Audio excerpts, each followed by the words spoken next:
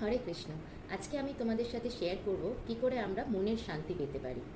ধ্যানের মূল লক্ষ্য হচ্ছে মনকে নিয়ন্ত্রণ করা। স্বাভাবিক অবস্থায় আমরা মন থেকে জাত বিভিন্ন প্রকার খেয়ালিপূর্ণ চিন্তা, বাসনা ও লোভের বশবর্তী হয়ে পড়ি। আমরা হঠাৎ কিছু চিন্তা করে তা তৎক্ষণাৎ করার চেষ্টা করি, কিন্তু ভগবদ্গীতা আমাদেরকে নির্দেশ দিচ্ছে ধ্যানী ব্যক্তি মনকে নিয়ন্ত্রণ করতে শেখা উচিত। কারণ যিনি তার মনকে নিয়ন্ত্রণ করেন তার জন্য তার মন হচ্ছে সব থেকে ভালো বন্ধু, আর যে তার মনকে নিয়ন্ত্রণ করতে পারে না তার জন্য তার মন হচ্ছে সব থেকে বড় শত্রু। ইন্দ্রিয় তৃপ্তির সীমাহীন বাসনায় পরিপূর্ণ জড়বাদী মন ইন্দ্রিয়গুলির দ্বারা জড় বস্তু এবং জড় সম্পর্কগুলোকে উপভোগ করার চেষ্টা করে এবং এক বিষয় থেকে আর এক বিষয় অবিশ্রান্তভাবে ছুটে বেড়ায়। ফলে চঞ্চল মন জাগতিক চাওয়া পাওয়ার আকাঙ্ক্ষা এবং কিছু হারানো হতাশায় বেদনার মধ্যে দুলতে থাকে।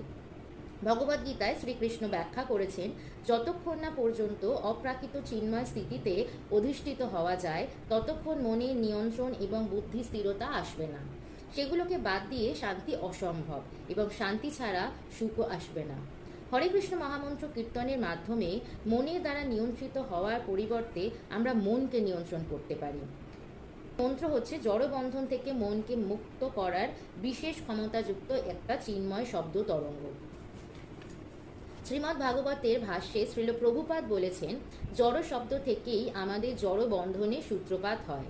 প্রত্যহ আমরা রেডিও, টিভি, বন্ধু বান্ধব, আত্মীয় স্বজনদের কাছ থেকে অজস্র জড় শব্দ শুনতে পাই, আর সেই অনুযায়ী আমরা কাজ করি। কিন্তু শ্রীল প্রভুপাদ বলছেন, চিৎ জগতেও শব্দ রয়েছে।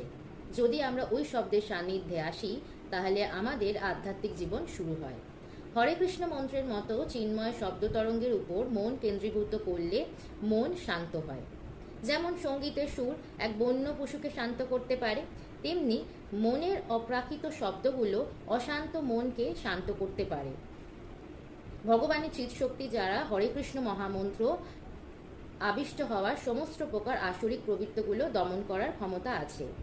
স্থির অবস্থায় পুষ্করিণীর জল যেরকম পরিষ্কার থাকে, তেমনি জাগতিক কামনা বাসনার তরঙ্গে মন যখন উত্তেজিত না হয় তখন আমাদের মানসিক অনুভূতিগুলি স্বচ্ছ ও পবিত্র থাকে।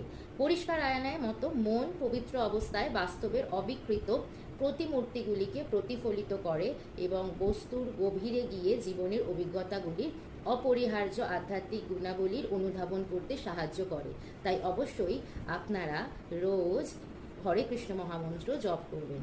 হরে কৃষ্ণ কৃষ্ণ কৃষ্ণ হরে হরে, হরে রাম রাম রাম হরে হরে। হরি বল।